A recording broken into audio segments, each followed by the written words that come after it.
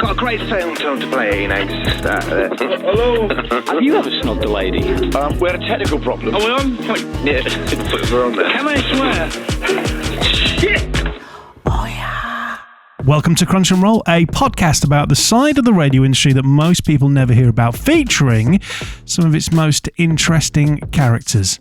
My name is John Fox, a former radio presenter who's done breakfast shows in Birmingham, Hull, Reading and Stoke, and I've even dabbled in the BBC as well. So that's my CV. Hopefully you'll agree I'm qualified to ask my guests the questions that we're all dying to hear the answers to. Now, Madonna, Prince, Blippi, all superstars in their field, instantly recognisable by just one name. My guest today is the radio equivalent of this, although his mum calls him Paul and his teacher just yelled, Griffith! Everybody in radio knows him as Griffo. We've known each other for years, and it was so good to catch up with an old mate. And, you know, the great thing about knowing a guest so well is that I have plenty of stories about them. Some of them even made the edit. You're about to hear about how he got his break at 16. He reads us an amazing 25-year-old memo from MFM and tells us how an engineer landed on him mid-link. Before we start, just our regular reminder that if you enjoy the podcast and you are a regular listener, we're always eternally grateful for your support that you can give us on Ko-fi. Just go to ko-fi.com/crunch and roll. Okay, let's crunch and roll. Griffo! Griffo! Oh yeah! Griffo, how are you? I'm very good. It's lovely to see and hear your dulcet tones again, Foxy. I'd like to say it's been 20-odd years, but we did see each other very recently, didn't we? Yeah, we did. We went to the Viking FM 40th anniversary, and we only chatted for a bit because it's a room full of people that want to speak to each other, and then you only get... It's like speed dating. You get about 60 seconds, then you're off to somebody else. So we didn't really chat that, but it was nice. You look great, and you're just telling me that you're going to hit the big 2-1 next year. Radio age. I've been 21 a couple of times, and then some. Yes, next year 50. Can you believe? You can tell by the shade of the hair, right? No, I'm being honest. It's not because you're my pal, but you look great. You're in fine fettle, Griff. You're looking good. Thank you, mate. And I'm going to repay that compliment back to you, Foxy. yeah, that's a lie. That's a lie.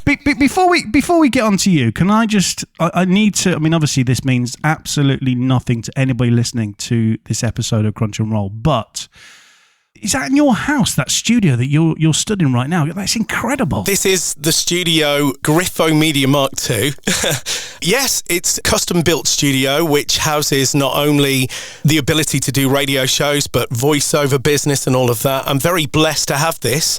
It's quite nice, isn't it? It's incredible. I mean, you've got the LED lights, you've got the soundproofing, you've got the double-glazed doors, you've got the gear in front. I mean, it looks amazing, mate.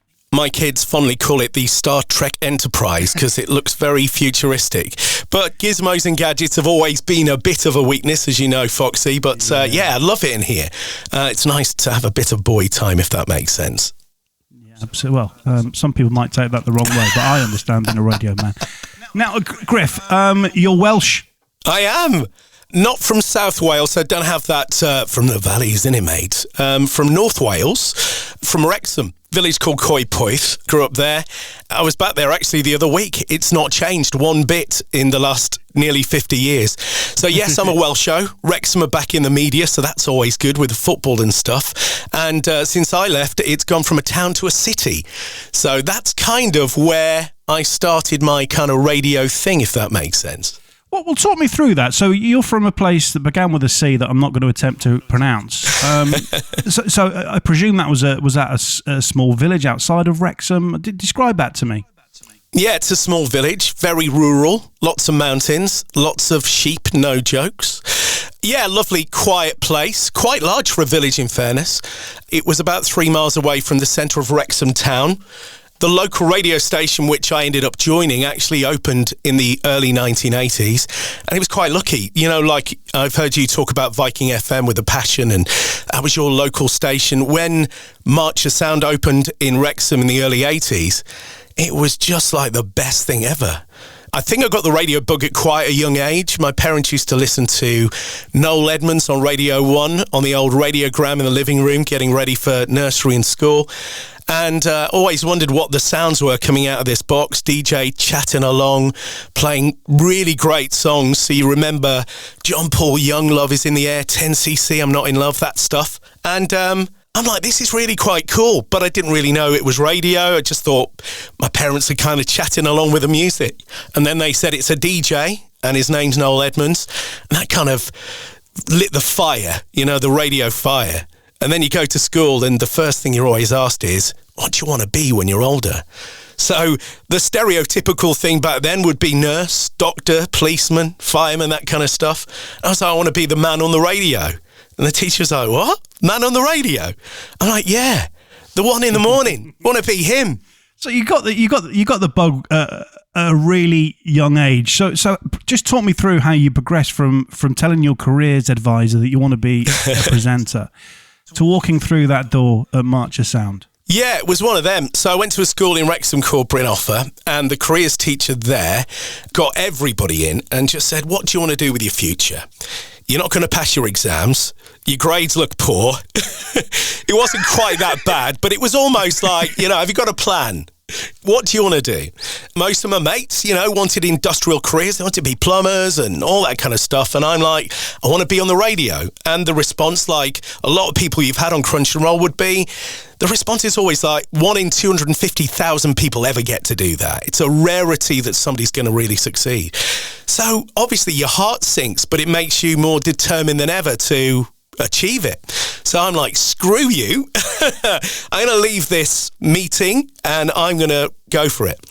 And there was a guy who was teaching us media studies, and he was the deputy head called Mr. Chadwick.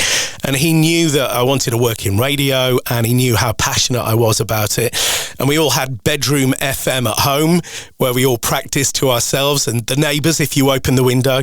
So he knew that I really wanted this. And every pupil gets to go for a 2-week work placement at a local business when they get just before their GCSEs. And of course, the local station, MFM and Marcher, were just a stone's throw away from the school. And of course, about 15 people had put their name down to go to the radio station, because where are you going to go? You're going to go to a barber's or a baker's, or go and hang out with cool DJs? Where are you going to go? So it was like, no, you're not going there, because you're not the first on the list. And the media teacher, Mr. Chadwick, was like, kind of bumped my name at the top of the list. So I've got him to be grateful for that stepping stone within MFM and Marcher.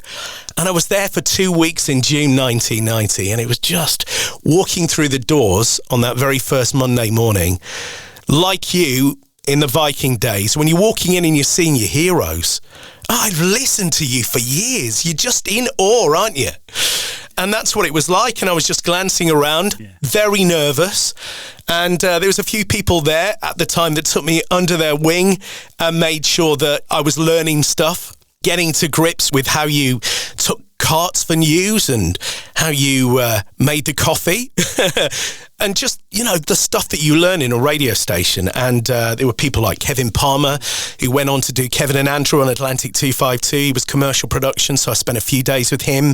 There was Chris Farrell, who was doing the afternoon show. And he was great. He just allowed me to, even though he was quite new at MFM, allowed me to sit in the studio and watch him in action, get his ads out from the cart machines and all of that. So it was just brilliant. And it was 2 weeks that really cemented in my head, this is the career for me. It was just brilliant. And I've got a guy who was the then program controller, Paul Mewis, who really believed in me. He was quite a reserved, quiet guy, but I made demo tapes in the spare studio in every single second of time I would get there. And he had a listen. And in 1992, at the age of 16, I got my first show. So it was kind of a gradual build-up to 1992, like 1990 work experience. Then somebody called Kevin Howard and Phil Roberts would call me, and they'd be like, come in and do a couple of weeks during the summer holidays and the Easter holidays.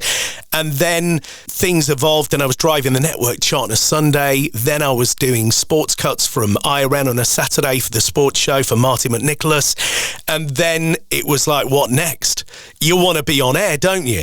And so you go into the spare studio and do your bedroom radio act in an actual studio and tape it and then leave it and hope for the best.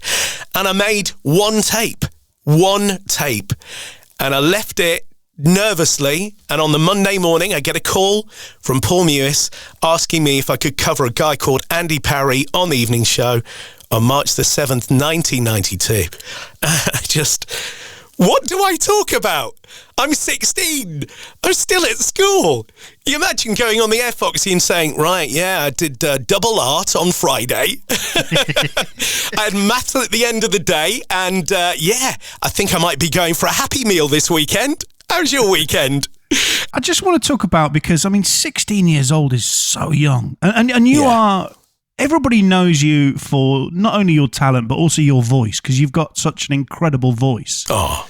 A voice that had to be on the radio, of course. But I'm guessing when you were 16, you didn't sound... your kahunas hadn't dropped at that point. You must have sounded a lot different. I was, obviously. And there was a slight accent in there from Wrexham. And I think a bit of early advice. Now, accents... these days is kind of cool, isn't it? If you've got an accent on the radio station, that's fine. You're in your locality. You sound like one of them, don't you? Back in those days, it was almost a little bit like neutralise your voice as much as possible. So if you heard my Wrexham voice back in those days to now, it's completely neutral. And I suppose you practice it out of yourself and you listen to people on national radio who... are doing voiceovers on commercials and stuff, and you kind of mould your style a little bit. And I've got to admit this, you look up to certain people and at a young age, because you're heavily influenced, you start to be that person. So back in my early days, very Mark Goodyear, very Bruno, listening to those guys. And I suppose when you listen to older tapes of me, I kind of don't recognise myself. But I guess that's the same for all of us, isn't it? You listen to those early shows and you're like, goodness me, what were they thinking? And and you never get into radio for the big bucks, do you? I'm just trying to remember what the first show paid. £15, I think, rings a bell. Was it? Yeah, it was a long stint. It was 8 till midnight. And goodness me, yeah. That was not the minimum wage, was it? But you would have done it for free. And I'm sure for many years I would have done that. But then, of course, you've got to make a living, I guess. But yeah, 16 years of age. You became a little bit of a celebrity, when you're young. Thankfully, I've always had my feet on the ground. But everybody's like, what? You're on the radio? 16, yeah? You're still at school? No, fun stuff. And of course, March, I was there for a good 10 years. So I kind of did every show on the station. I've talked about this several times, and for people that are listening to Crunch and Roll right now who have had the opportunity to broadcast to their hometown, home city, it's something special, isn't it? It's magic. It's absolutely magic. It's the same with any local radio station, but I think because it's your hometown station, because when you move to a TSA, when you move on from your local station, you integrate yourself into the locality, you learn everything you possibly can. You were obviously whole through and through, so I kind of latched on in a good way to you guys because you're trying to find out a lot about the area to try and sound like a local, where when it's your own patch, there's nothing like it, is there? Because you've lived and breathed since a child all of the stuff that's going on. So I could talk about everything. And to know your friends are listening to you, to know that your aunties and uncles are listening to you, to know that people you've grown up with are actually listening to you on the air, and you can mention them, mention all the local place names. It's just magic. And I had opportunities to go back later in career, but I always say you never really go back. It's kind of progression, isn't it? Radio. And March was ace, and so many funny stories. You've probably had a few guys on from MFM and so many characters along the way. Has the managing director ever been mentioned, Mr. Godfrey W. Williams? I believe Darren Daly mentioned Godfrey, yes. Well, everybody was scared of Godfrey, and for good reason. He was an old-school Welsh guy who smoked a pipe, had a tash, very well turned out, wore braces, and spoke down to a lot of people. And when you're going into the building, as I was a 14, 15-year-old on work experience, it was like he was talking to me as if I was in my 30s. You over here, you make my tea, it's one of them.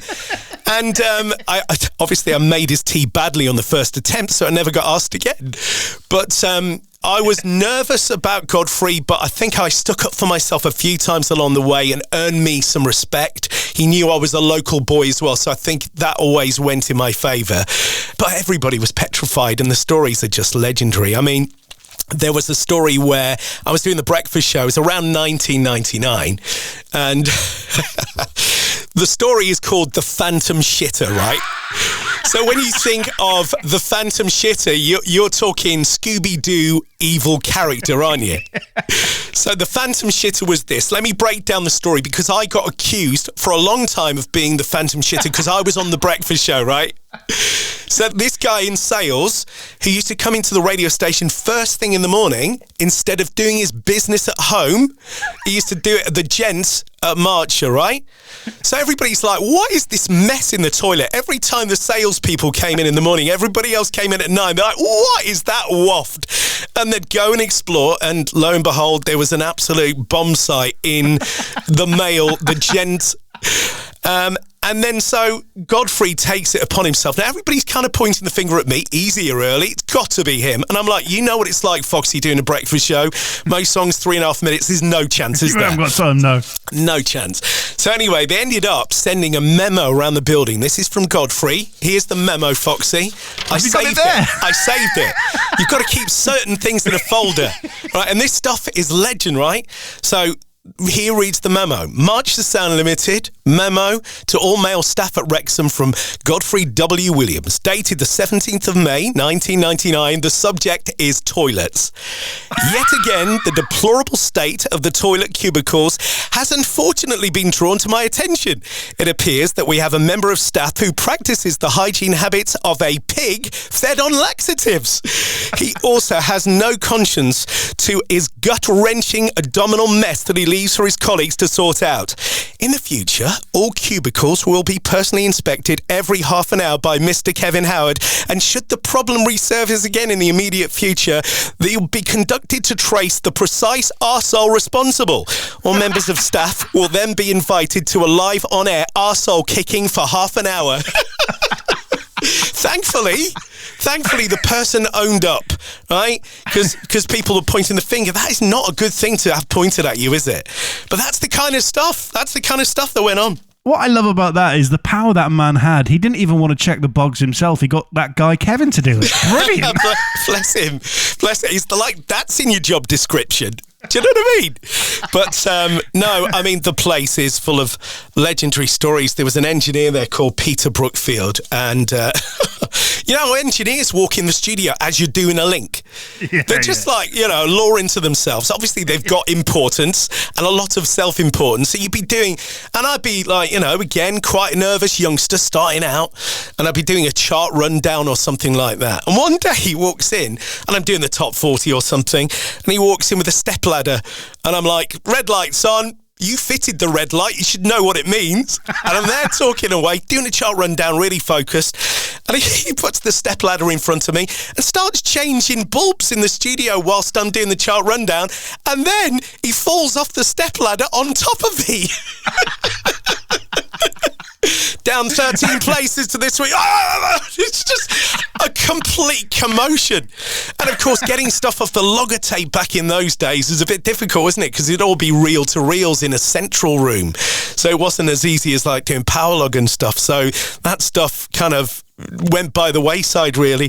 But oh my God, it was just brilliant. Just story after story. It was...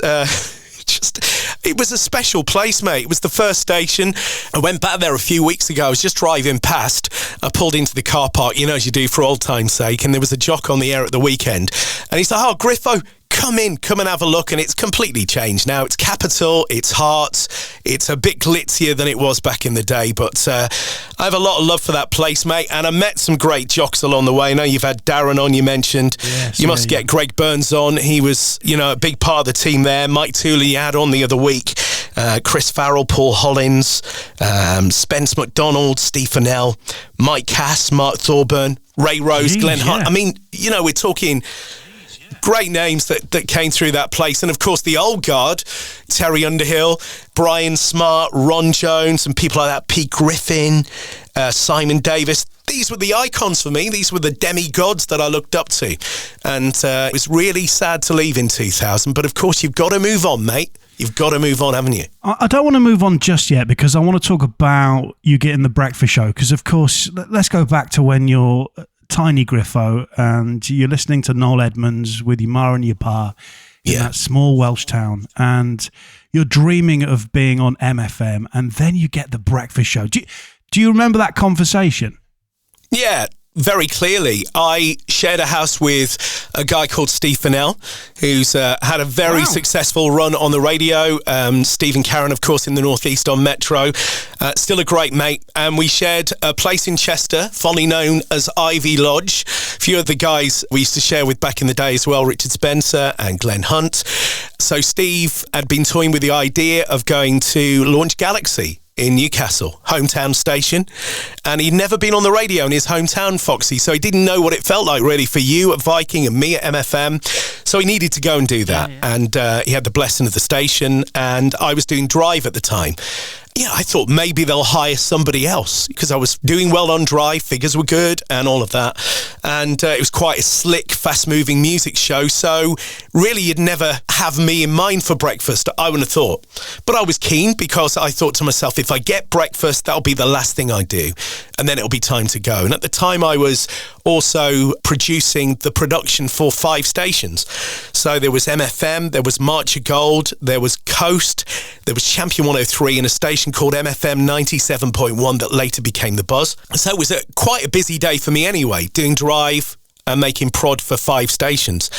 And so Terry Underhill, who was running MFM at the time, said, I think you'd be perfect. Like for like, you come in and Steve will go and I would love you to do breakfast. You've earned it.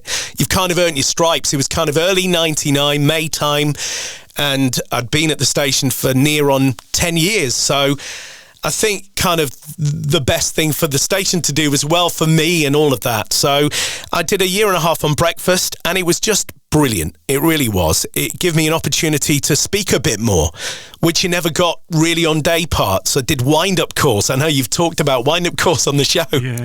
And having that demoralising thing where you've been in the studio half the day. It's like, it's just Griffo, isn't it? Go on, Griffo. Used to go to school with you. Knew it was you straight away. I'm like, I haven't got the Wrexham accent, man. So the payoff was great when you got wind-up calls and you nailed them. That was magic, wasn't it? Because you go to bed at night thinking, I'm playing that at 8:15 tomorrow. That's really exciting. And some days you'd have to busk it because you'd have nothing. And it was breakfast solo as well. That's always quite difficult. I do a breakfast show now in York at Y1 Radio. And that, it's on my own. And I'm used to that now because I've done it for so long. Back being a nipper, I would have been about 23. Still not a lot of life experience. Still hadn't bought a house. Still was kind of living locally and stuff. So you haven't really found your feet in life. So it's always tricky, isn't it? At a young age doing breakfast, you're expected to know about everything. But I had a fun time. It was great, but it was kind of lived the dream at Marcher, did the biggest show there was going, and then it was kind of time to look somewhere else. And there'd been opportunities here and there. In around 97, Dave Shearer was running Hallam with John O'Hara. I did a couple of shows there, and then at March, you were like, we don't want you to go, and offered me something to keep me.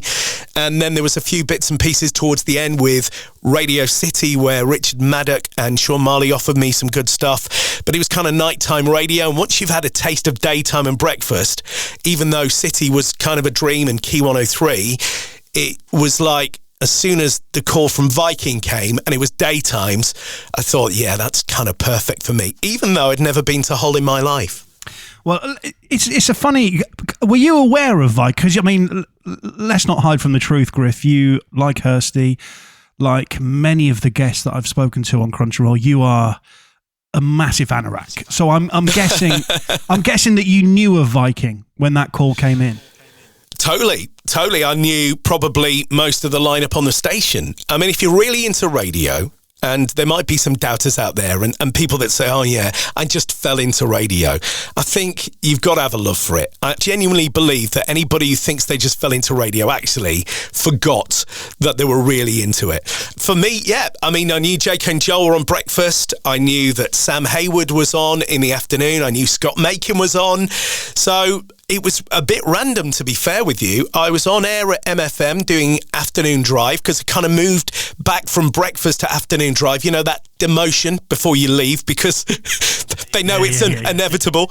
And I'm in the studio and I just get a random call on the regular switchboard and I answered it. Hi, MFM. And he's like, all right, Robson it. Andrew Robson. And that was it. That was Andrew, who was PD at Viking. And he was with his deputy, Stuart Baldwin, on Saddleworth Moor listening to MFM. And the reason they were listening to MFM was bizarre because I was doing a feature called The Greatest Hits Hour and playing Ebony and Ivory by Stevie Wonder and Paul McCartney. And they thought, what a bloody strange song to be playing on MFM. So they hung around out of intrigue. And then, of course, you go, hi, it's Griffo, you know, in my high-pitched kind of Mark Goodyear kind of style, as it was then. And they really enjoyed what I did. So they were like, we want to meet you tomorrow. I'm like, really? So, yeah, we met on Saddleworth Moor. Of all the creepiest places you could choose to have a meeting. It's usually service station somewhere, isn't it? It's usually that. But no, it was Saddleworth Moor. And I got into Andrew Robson's car. He's like, yep, we'd like to sign you. Man, a few words. You know that, Foxy. You work with Andrew. A lot of respect for him because obviously he gave me my EMAP opportunity. The gutting thing for me, I guess, going across the Pennines was that it's almost like joining a football team and the manager signs you, then all of a sudden they're off to another team. And the star strikers are also going to the same team. And you know the drill, what comes next, don't you? So... forgive me. So did you came to do mids, didn't you, on Viking? I did. Was Hursty on breakfast with Danny and Beard at that point? I can't remember the chronological. No, it was JK and Joel. JK and Joel, right? Okay, yeah, of course it was. Yeah. So I was replacing Scott Makin, who was going back home to Teesside to join TFM, and so I was the replacement for Scott Makin. Top 10 out of 10 and all of that. So great days though. There's a memory which I will never, ever forget was, I think I was doing lates when you joined. So I was at Viking doing lates. And I think it was Stuart Baldwin said to me, look, Griffo's starting to replace Scott on mids, but we want to just give him a bit of time on air, just get used to, you know, Viking a little bit. So is it all right if you just sit on his show and he just covers your show? And I'm like, absolutely, that's great, yeah. And I remember you came in, we met, and I thought you were a sound guy, and I showed you the equipment, etc. That sounds wrong. I showed you the buttons, etc., and then I said, well, I'm going to go and sit in the office, and if there's any problems, I'll be listening. I'll just run straight back through. You cracked on, and, you know, you were playing a song, and I went and sat in that little programming office, and I had the wireless on, and then you did your first link, and I was like, fuck, this guy sounds great. I'll never forget that. No way. I was like, Jesus, what a voice. You made Viking sound huge. And as you know, this is no disrespect to Scott Makin because he also had the same ability as you to make the station sound huge with his voice. But you were very different to him in your style. And I was like, geez, I mean, you know, replacing like for like a legend, somebody that I, idolized was Scott Makin. Then you walk in and take over the mantle equally as good straight off the bat. Oh, mate, that's very, very kind. And I remember that. I remember you, just coming and chaperoning me for that night, made me feel really welcome. Yeah, I mean, Andrew Robson, man of very few words. I think I had one snoop with him in the 3 months that he was there before joining Key. And in that snoop, he just said, you make my radio station sound big. And I thought, well, if that's the only thing a boss is ever going to say to you, well, that's the thing, isn't it? And no, it's very flattering so much. Thank you for that. It was a very, very special time, wasn't it, coming across to Hull? It was so many stories, actually. actually, because I remember doing the second day on the top 10 at 10. I think lots of your crunch and rollers from Viking days have a Chris the Cleaner story. Yes, we do. We've all got one, yeah. God bless her. Well, I was completely new to how the cleaning procedures worked of a mid-morning show. I'm sure Scott could tell me some stories as well. But on day 2, I'm probably 2 links in. And all of a sudden, during a link, boom, the door goes open and in walks Henry and Chris the Cleaner. Henry not being a dog, but the Hoover, obviously. And I'm mid-link and I'm kind of not thrown completely, but I'm like, what's going on here? Anyway, I finished the link off and she's like, do you not know I clean at this time of the day? I'm like, I'm trying to do a radio show. I'm on my second day, Chris. I'm a little bit, on edge. She's like, no. During the top 10 at 10, I've got an arrangement that I come in whenever I want. And I'm okay, Chris. Maybe tomorrow, during the songs, you can fire up the Hoover. She's like, I'm ready to go now. Do you want me to Hoover now? I'm like, no, I've got a link to do. And, that's how it was, wasn't it? You just kind of, just let it get on with it, don't you? But no, it was great, wasn't it? Viking. Cunty. We apologise, sir. We just play records till 8, 9, when do we finish? I'm not drunk. I've had a couple of drinks. I'm not drunk. It was a bit hard to settle in to begin with, to be fair, because I'd never been to Hull in my life. Didn't know a lot of people. Everybody at the station obviously made me feel welcome. And I think when the boss moved on and the breakfast team moved on, that was quite unsettling. And it took me probably the best part of a year. I stayed for 5, but the first year was just a little challenging, to be fair. But we had a good social life, didn't we? I seem to remember. Do you remember those Friday nights at the Timber Dock? Yes, I do, yeah. I remember D&P after work. I remember all the nights with you, Griffo. There were some quality nights. They really... Whatever happened at Viking stays at Viking. That's what they say, isn't it? I've got to just... I feel it's only right that I just mention at this point that Griffo, who, obviously this is your episode, but I think you deserve the medal. And I'm going to give you silver medal because my dear friend and amazing producer Simon Green gets gold when it comes to the amount of booze that you can drink. But you and Simon, it was just incredible, the amount you could Where's suck. Mark Summers on this list, Foxy? That's a very good point. That's a very good point. And Joel. Yeah. I mean, essentially, we were all alcoholics. Can I, just ahead of us recording your episode this evening, Simon, the producer of this pod, Simon Bachowski, who is the brains and looks of Crunch and Roll, as I always say. He sent me a link to your website, Griffo Media, where I'd never seen this, but there are links to some things that you've done in the past. And there was one from Party on the Pier, where Viking took over Cleethorpes, and we had Five, we had Sid Owen, we had Sugar Babes, Bumfunk MCs, who we had to ask to leave because they were so excited and they wouldn't go. But that must have been in one of your first couple of months. You must have been like, what is going on here? Well, I hadn't actually started on the air. It was the Sunday before the week of joining. So Andy Robson said, come and do it. We'll introduce you to the crowd. And Sam Hayward, who was doing the afternoon show at the time, brought me onto the stage and called me Paul Williams. It's just, ladies and gentlemen, our newest signing, Paul Williams. And I'm like, yes, okay. I just went with it, It's a bit weird, the whole Griffo thing, because obviously it was Griffo in the morning at MFM. And when I arrived at Viking, Andrew Robson said, Griffo sounds a bit twee to me. We've got a JK. I think you sound good as a PG, a Paul Griffiths or a Paul G. And I'm like, well, I'll just go with Paul Griffiths. And on day one, JK and Joel, Griffo's on the way next.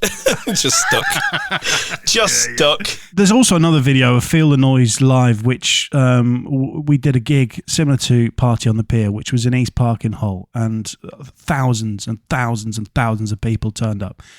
And I watched that video this afternoon as well, and it kind of made me sad in the way that, Christ, I miss being that team. I miss being amongst that team, because we were a great team, and we were great mates, but we were a great team, and we were all just great friends, weren't we? And I really miss that.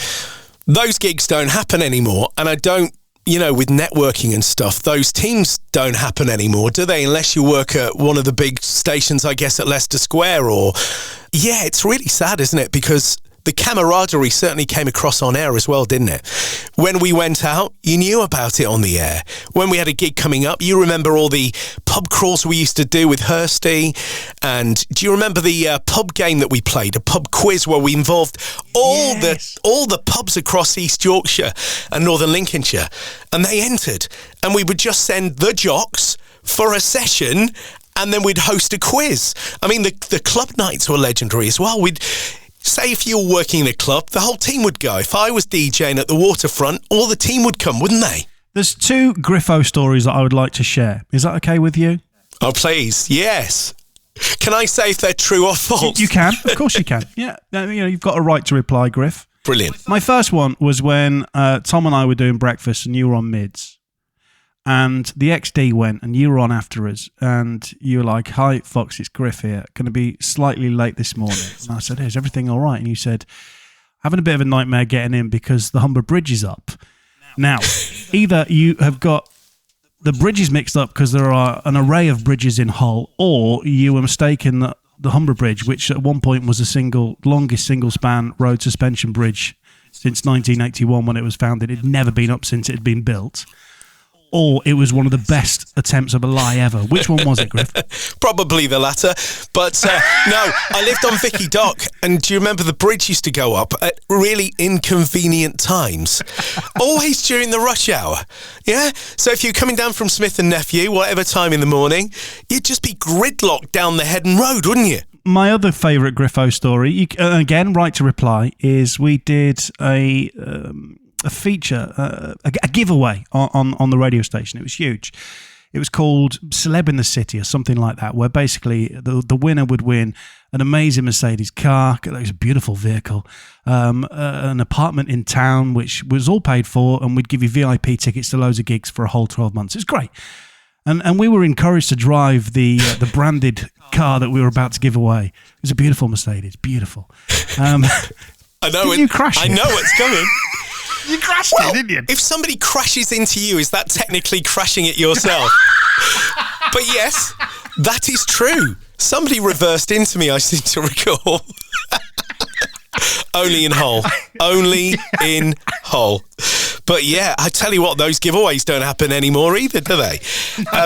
Tell me this, why did we always call our target listener like futuristic superheroes like Sonic Sue and Zodiac Zoe and Jikra Gemma and Rayjar Rachel? What's all that about? She's 30 years of age, she has a handbag, she dances at the waterfront, she drinks Alka-Pops. That's who you're broadcasting to, Foxy, don't forget that. Sonic Sue, do you remember? The thing is, I was from Hull, so I knew exactly who we were broadcasting to. I didn't need a brochure from D Ford. I really didn't. I remember driving down Ferrens Way one morning, listening to you and Tom on breakfast, and you told a story about seeing a cat on your way into work that morning who was consuming somebody's kebab on the side of the road that they'd brought up the night before. I nearly crashed the car that morning for certain. That was one of my better links, I think. One thing I remember, which was really good during your time at Viking, was Talking Balls, your football show, which was, I mean, it was a cast of a million, wasn't it? You were the host, and you had the team of merry men around you. But it was the reason why I remember it was because it was, as a football show, it was quite unique at the time, and it was great, wasn't it? It was 6 hours. It was a long stint, midday till 6, right? And as you being the anchor of a show for 6 hours, fast moving, the scores are coming in from the KC Stadium, Boothbury Park, or wherever the stadium is. Yeah, it was 6 hours. So let me tell you who was on it. It was me, and it was Darren Leatham. It was Simon Green. What a legend Simon is. I mean, what a great producer. You had Steve Dunbobbin, and you had somebody called Ed Thomas. Do you remember Ed Thomas, Foxy? I have such fond memories of Ed Thomas, who now I believe works for the BBC as one of their, or it might be ITV, one of the two, but he's one of their top correspondents. But unfortunately, I mean, he was an amazing guy, but I can't share any of the stories for legal reasons. Talking Balls was legendary. I mean, you got all those guys, all that testosterone in the studio on a Saturday afternoon. And Steve Dunbobbin, bless him, notorious for wind issues, flatulent issues. And let me tell you, one day, we'd not long started the show. It was about 12:15. We're just getting into it, you know what I mean? Here we go, whole city away today, blah, blah, blah. And then all of a sudden he lets rip in the studio. We're just almost like vomiting. We head for the door. He's like, what do I do here then? I'm like, just carry on. And we left him to it for about 10 minutes, and you could just hear this fumbling around in the studio, all this cursing, we'll do this. And I think we went off there and we had to go back in the studio. Talking Balls was great. It was a great show. It really was. Oh, yeah. All right, so look, let's move on from Viking. You were there for 5 years. We've talked about what an amazing place it was, and I've mentioned it so many times. But in 2005, of course, you do a bit of a Logie, a bit of a Simon Logan. You go to Leeds, you go to Radio Air. So how did all that happen? Because I cannot remember. Yeah, and Paul Carrington as well. I seem to kind of follow Paul around because he was on Magic in Hull when I joined Viking, and then he went to replace the late Peter Tate at Radio Air on Magic there. And so what happened was, in about 2003, Stuart Baldwin moved from Viking, took over Radio Air, and he was hiring Liz and Alex Pepper from Galaxy, but they couldn't start for a couple of weeks. And I was doing mids on Viking, and he's like, fancy coming over until they start to do 2 shows a day, so mid-mornings and drive. Obviously, iconic radio station like Radio Air, you don't turn it down. So I went across and really enjoyed it. And Stuart and I always kept in touch during that couple of years. And it so happened that Rossi had got an opportunity to go and join Radio City in the Tower to go and do mid-mornings there. As soon as that happened, Stuart was straight on the phone and said, I think you'd be perfect to replace Rossi on Radio Air doing mid-mornings. What are you doing at Viking? Because the top 10 at 10... I think anybody could have done the top 10 at 10. It would be huge in Radar. And I'm sure it was around the group. But I always had a really good peak at 10 o'clock. You know, like peak for me, it was like a spike after breakfast. So you'd get the peak at 8:15 and then there'd be another massive jump on the graph. Do you remember? Yeah. And he's like, come and bring what you do at Viking and just bring it to Radio Air. I think they'd love you in Leeds. And obviously Radio Air, even at that point, was at 2005. Galaxy were really coming into their own. Real Radio was starting to have a bit of effect, and Radio 2 was starting to really gain momentum. So he's like, yeah, come across. And we had a couple of conversations, and there'd been rumblings from Galaxy at the same time as Hursty when Stephanie moved over and joined Breakfast with Danny over there. Neil Bentley was joining Capital in London, and I had conversations and maybe could have left similar time to Hursty or gone somewhere else other than that, because there was an opportunity at Virgin in London as well. So that didn't happen, and Radio Air was just perfect for me. I'd done 5 years in Hull, really desperate to stay in Yorkshire at this point. The Northwest thing didn't really interest me anymore, even though I was quite keen to maybe jump and go back home, Key 103 or City. Radio Air was just that kind of natural progression, and it was lovely. It really was. Struggling for audience. I know I heard Logie say it was a radio station you couldn't really pick up within the TSA in the car park, and it was true. They, during my time there, changed where the transmitter was positioned. They cut down the TSA. We tried everything to try and claw back the glory days, as it were.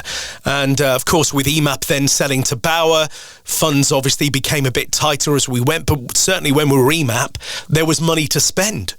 I remember not long after joining the station, the radio station was putting its hat on being a green radio station. Do you remember all of that? No, I don't. We're carbon neutral. We're so green as a radio station, and we get all the jocks on air doing promos saying, oh yeah, I'm really green, me. Like, I'm thinking of changing to an electric car, even though they're not out for 20 years. That kind of stuff.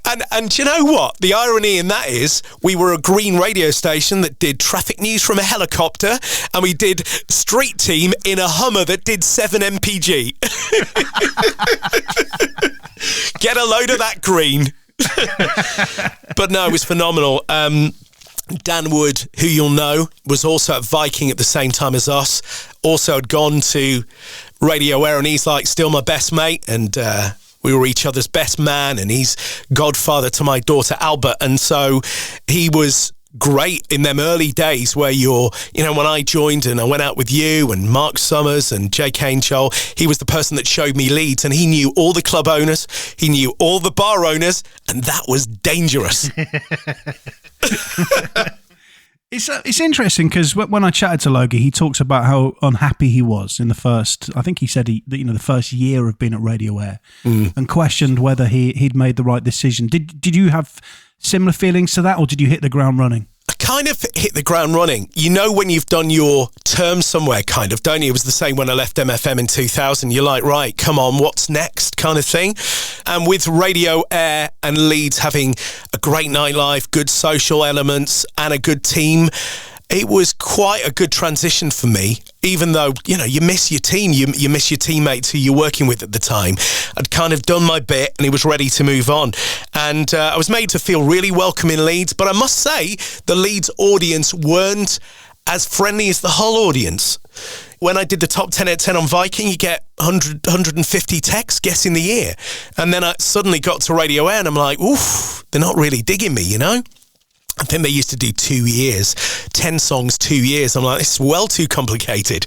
It's just 10 songs 1 year. Let's just simplify it.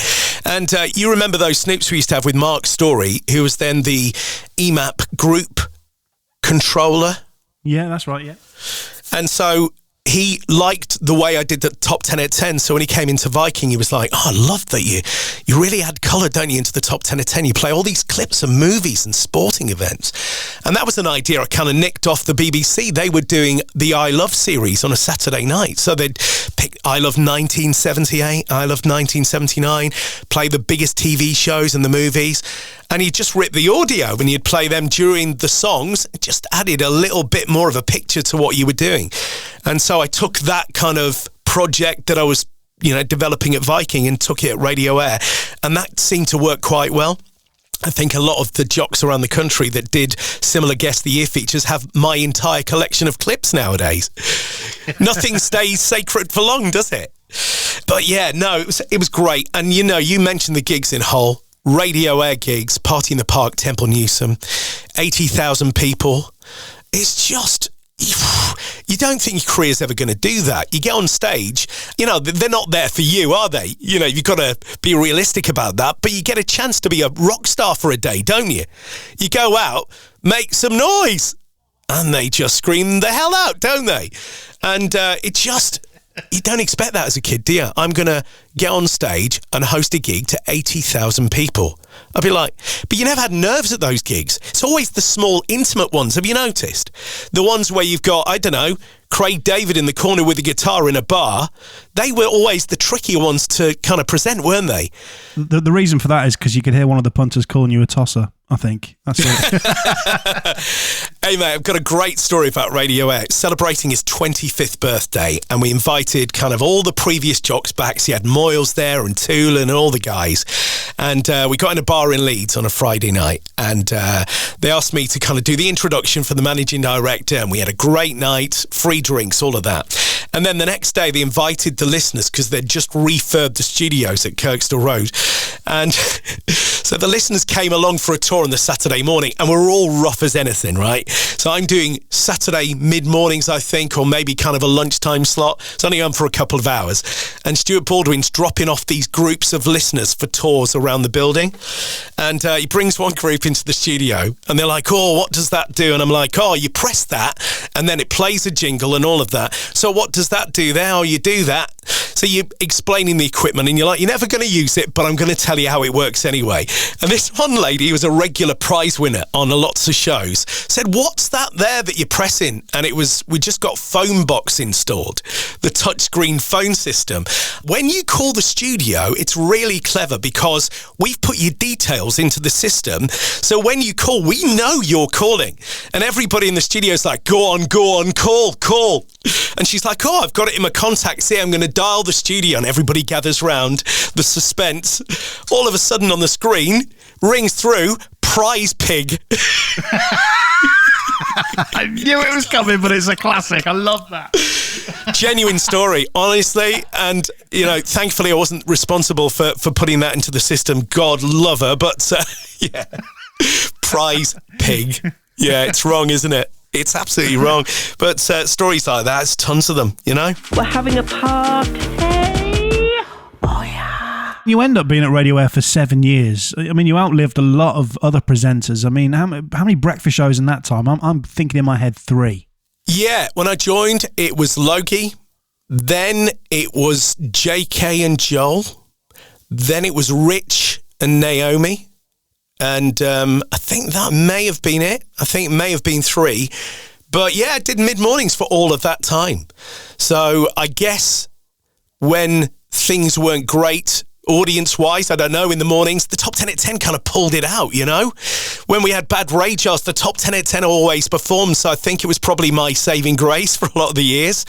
But yeah, it's a long stint, isn't it? It was nearly 8 years on mid-mornings at Radio Air. So I saw a lot of comings and goings. It was a bit of a carousel at some points because we got a lot of different managers in. Once Stuart had gone, we got Anthony Gay in, and then we got Ewan McMorrow, and then kind of I was gone in the end. And I think budgets had become really tight within Bauer. I think they had to cut the cloth accordingly. They'd obviously sacrificed a lot of budget on JK and Joel because they're going to cost, aren't they? X-Radio 1 and stuff. So I think they were looking at budgets, looking at audience and thinking, are we getting value here? And I probably was one of the casualties of that era, and there were others too. But no, it was great fun. I absolutely loved Radio Air, and it was a shame that, you know, it's no more. But it's the same for Viking, isn't it? That's now Hits Radio. Well, let's move on to the next station. But I also want to mention, alongside doing such a long stint at Air, of course, you were doing Magic Network overnights as well. We shouldn't forget Magic, 'cause I love doing Magic. So in 2013, you go to Minster FM, which is also a great station. Yes, Minster in York, which when I was at Hull, you could pick up Minster very clearly, couldn't you? Obviously based in Dunnington in York. So I'm like, right, what else is on the Yorkshire bucket list here? I've nearly been on them all. I did 2 shows on Hallam, so that counts. Yeah, Viking, Radio Air, where should we go next? And then, of course, Minster. And that lasted for about a year and a half. I went in initially just to cover some shows. I think they were quite keen on quite a quick carousel of breakfast jocks there. And people kind of warned me at the time. They're like, you're really taking a job at Minster. Be careful, you know, because they like to change and chop and all of that. So I went in and did a year and a half on the breakfast show, and I really liked it. North Yorkshire's a great audience. Obviously, I'm back in North Yorkshire now, so a lot of the folks still remember me, which is amazing when you think about it. Minster FM, yeah. There's a lot of people work there, you know. Didn't Steph work there? Paul Carrington? Paul used to be the boss at one time. I think the one person was Warren Moore was Yes. also there. Yeah, I mean, there's some great. Lisa Hilton. There was a lot of people that worked over at Minster. Yeah, it was quite short-lived because I had my daughter Alba and I was doing breakfast and the whole UKR thing and the whole... Just so everyone is aware, Griffo is available for voiceover work. It'll just take a bit of time. And the whole... UKRD? Yeah, UKRD? yeah. Is that what you're looking for? And the whole UKRD thing at the time was like... I wouldn't start again. Simon's definitely going to keep that bit in. You're stuffed. Yeah, you don't do a show, you don't rock up and you don't go straight home. It was, a full-time day, and some days were 12 hours. And as you'll know, being a dad, if you've got a newborn and doing a breakfast show, getting up at 4, and then you've got to stay at a radio station for 12 hours, you've got your wife on maternity, it just broke me in the end. You're just like, whoa, I'm a walking zombie. And the more you do and the more you say yes, the more they put on you. And in the end, I was just like, whoa, this has got to stop, you know? And so, yeah, it did stop. And then it was back over to West Yorkshire. Well, I'm really excited because, I mean, on my list in front of me, my little bit of research that we do, you did some weekends and cover work for Gem 106. And then I'm excited to talk about Pulse because I don't think, apart from Paul Carrington, I don't think we've had many people on Crunch and Roll yet who have talked about Pulse. And for me, I've never worked there. I've never even been to the place. For me, it's always seemed to be a really special radio station. Absolutely. I think you've had Elliot Webb on, and I think he was one of the launch presenters. I think he may have done breakfast, actually. There was a lot of ex-Viking people over at Pulse 1 when I joined, including Chris Johnson, and there was Paul Carrington, and there was Paul Foster, and later Jim Colson. So it was almost like going back to Viking in a lot of ways, John, but in a different place. It came about. Terry Underhill was running the wireless group at the time.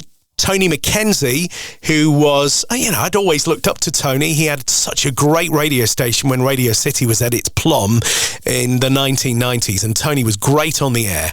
And he was running Peak in Derbyshire at the time, and I was at Minster, and he rang me from Peak and said, you fancy a chat? And I'm like, it's a bit far away. I was living in Tadcaster at the time. Chesterfield, it's a bit of a trek. If you got anything coming up at the other radio station you're running, Pulse 1, give me a call. And so when Minster ended, I gave Terry a call and said, look, I'm available. Give me a shout, cover whatever. You know what it's like in between gigs. And so I went and did a couple of cover shifts. And then lo and behold, they needed somebody for Drive. So yeah, that's what happened. I did the Drive show on Pulse 1 for 3 years, and the lineup was great, It was Milo and Rosie, who are still there on breakfast, and then it was Paul Foster doing mid-mornings. He was great. He was brilliant. Yeah, oh God, yeah. And then I kind of shoehorned in on the Hot Rockin' Drive show. And it was great, It was a bit of a drive, bit of a panic first thing in the morning to get across to Bradford, especially when I did mid-mornings there, because I switched to mids after doing 3 years on Drive. But yeah, it's a weird one, isn't it, Pulse 1, because you're broadcasting to Bradford and you're broadcasting to Leeds. I don't know whether there's any kind of animosity towards both cities, but I certainly realised when I worked at MFM all those years ago, broadcasting to 2 countries, broadcasting to Wales and England, so quite a tricky TSA in fairness. But we had some fun times there, Foxy. It was really good. The music policy, you worked for the wireless group, it was quite CHR, wasn't it? Quite hot. And it was a case of Tony just said, get on there, do your thing, make it as slick as you possibly can, add a bit of personality. And that's what we did. And 6 years that lasted. What do you think it is about Pulse that made it so special then? I mean, is it down to the audience? Because I've always said that Yorkshire audiences are the best. No, they are, and it's not being biased at all. Obviously, I've done radio in a couple of places in the country to know that Yorkshire certainly has the most authentic listeners. If you're shit, they'll tell you. Yeah. And if you're having a good show, they'll tell you too. So they're always quite fair in that regard. Pulse 1, I think what it was with Pulse 1 is that you got a lot of really talented broadcasters, luckily for a radio station that didn't pay huge amounts, that were willing to take the show fee and give you a really good product. And I think that's what it was there. It was a bunch of really talented, experienced broadcasters making the station sound bigger than it should have been. No disrespect to Pulse 1 and no disrespect to the old Pennine Radio, because some legends, some icons worked there. But when you got to that kind of time, around 2014, I think they were really lucky to get a good set of jocks. And Matt Wilkins came later, and Ditchy was on, and Jackie Blay was on. It was just solid all day long. And it was a good team, and everybody kind of got on and socialised.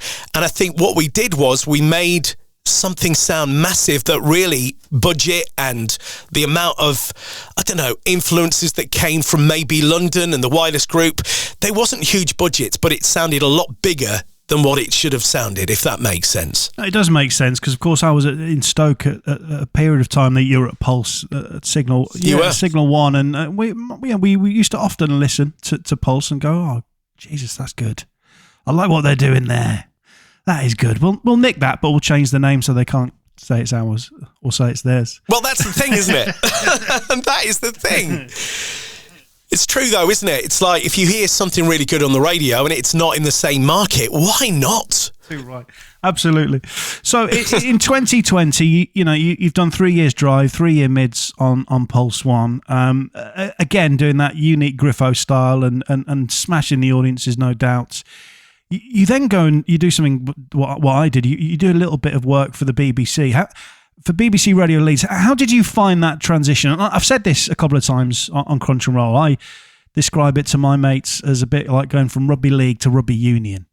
No, that's absolutely on the nail, is that? It's a brilliant analogy, Foxy. Yeah, it's true.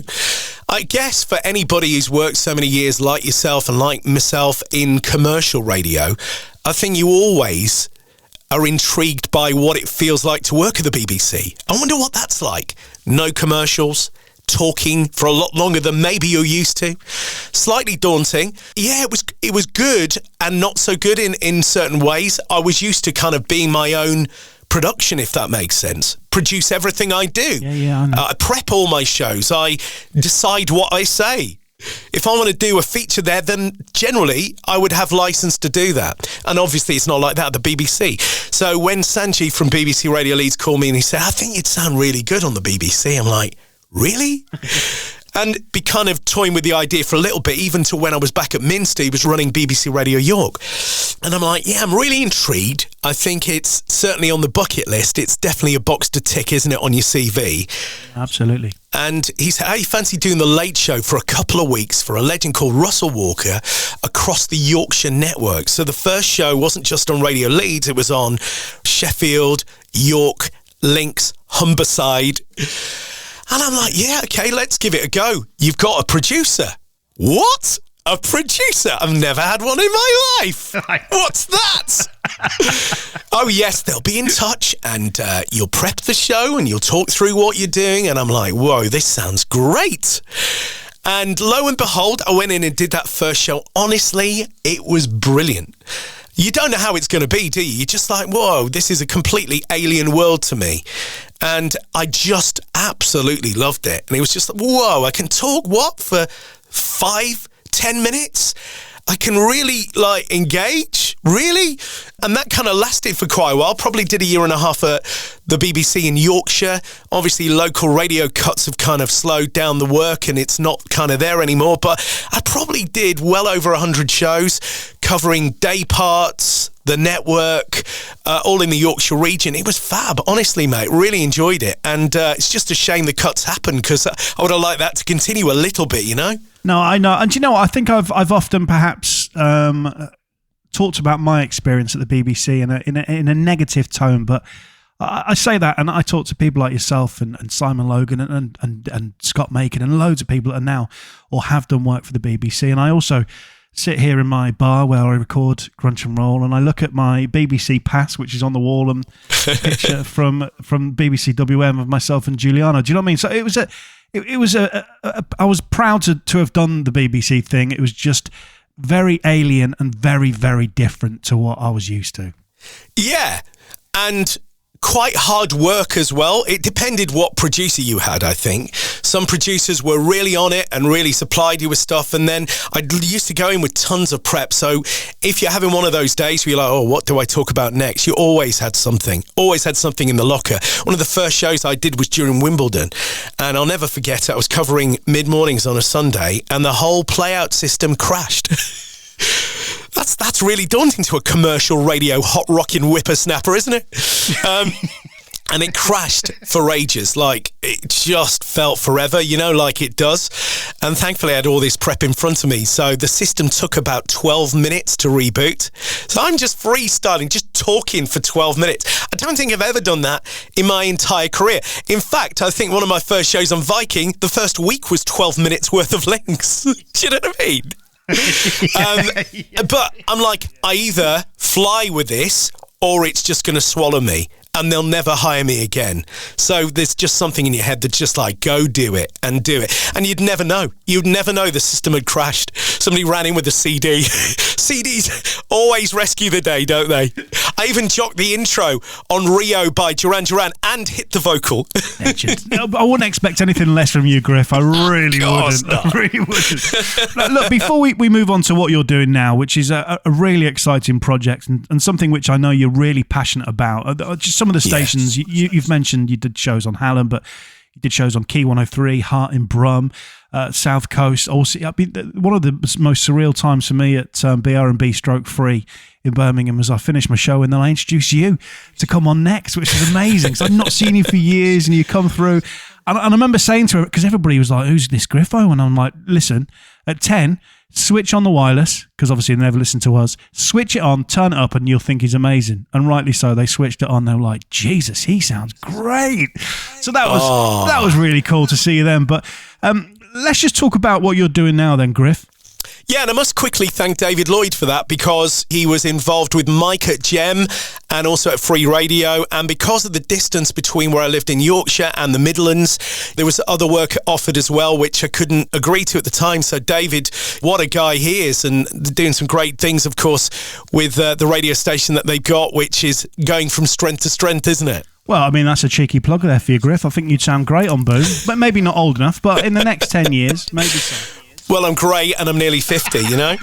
Anyway, yes, back in North Yorkshire these days at a radio station, I'm really passionate about. It's called Y01 Radio, and it's been probably knocking around now for the last 2, maybe 3 years.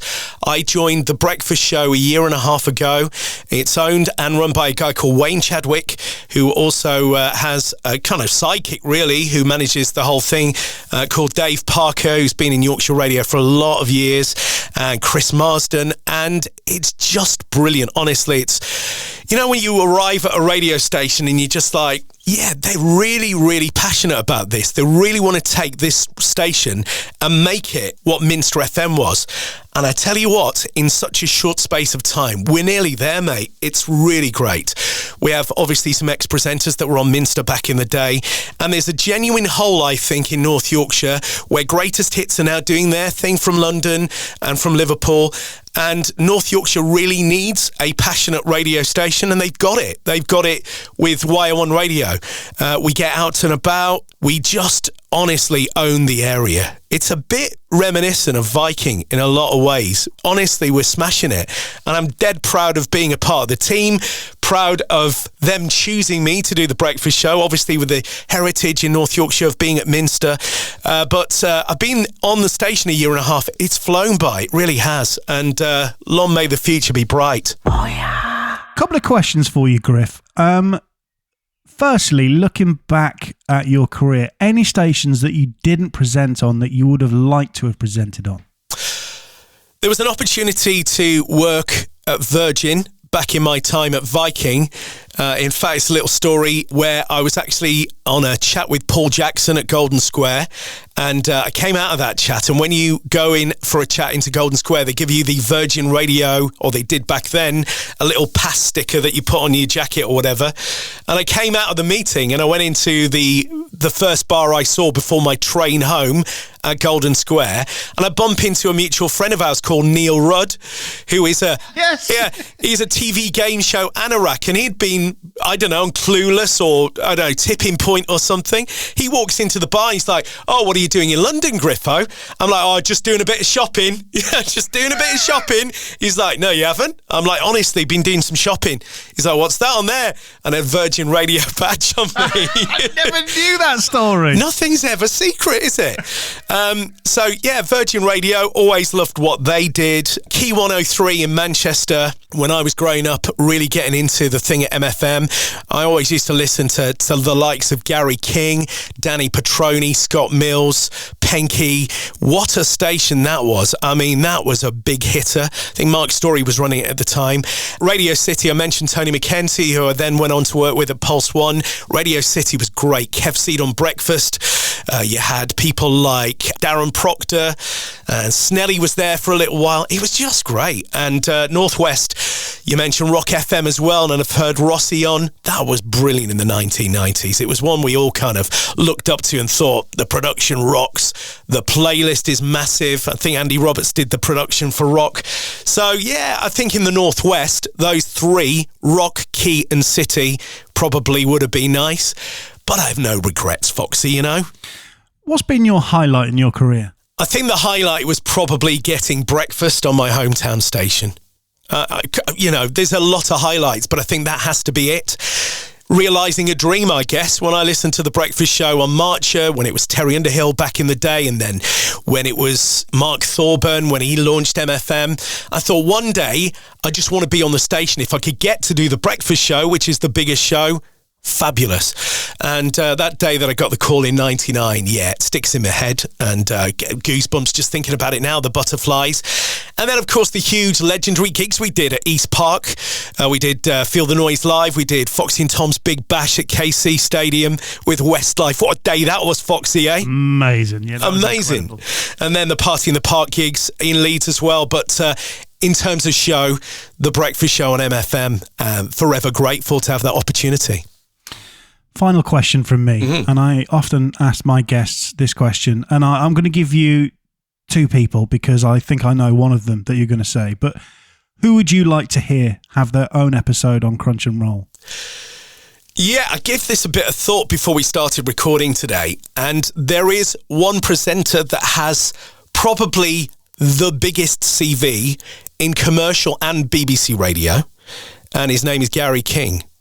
And so his CV is humongous, and we're talking big stations. So I think Gary would be a good shout for Crunch and Roll. I would have said Kev Seed. However, I've learned recently Kev is poorly. So from all the radio family listening to Crunch and Roll, Kev, we wish you all the best, mate. Keep fighting. And Bruno Brooks, I think you're probably flagging towards there, aren't you? Griffo, it's been wonderful sharing this last hour and a bit with you. Thank you so much for being on Crunch. Have you enjoyed it? I mean, everyone says it's a bit like therapy. No, it's amazing, and it is like therapy. Obviously, it's been a long time in coming. I remember starting listening to Crunch and Roll a couple of years ago, and I'm like, I love this podcast. I'm sure Foxy asked me to be on it once. Lo and behold, I checked my emails, and 2 years ago, you said, mate, do you fancy coming on a new podcast called Crunch and Roll? I'm like, just give me a shout whenever you need me. And here we are, 2 years on. You rightly so deserve to have your own episode. You are a legend in my eyes. I mean, the reason why we've had to space you out is because if I mention Viking one more time, I think we might drop 10,000 listeners. So I don't want to do that. But no, Griff, it's been wonderful to hear your story. So thank you very much. I've enjoyed it. It's been absolutely wonderful. Thanks for the opportunity, Foxy, and I'll see you at the 50th. Hopefully, fingers crossed. Look, there's no point asking this question because we all know that you've done so much voiceover work, and that's one way that you pay your bills, and you do it really, really well. Let's not go through the list of the clients because they're massive, but they're all on your website, Griffo Media. Is it griffomedia.com? It is, and only I could sign a contract with PepsiCo to advertise their brand new global product called Drinkfinity. Drinkfinity, a drink for every you. And then they pulled the product the week before because of the plastics recycling drama. So it would have been the one that made me the million, Foxy, but they pulled it the week before. Can you believe it? Griffo, would you be so kind as to take us away with the end credits? You've been listening to Crunch and Roll with me, Griffo. Subscribe on your favourite podcast app to get every episode as they drop. Crunch and Roll is a 969 media production, presented by John Fox and produced by Simon Bushofsky. Oh, yeah.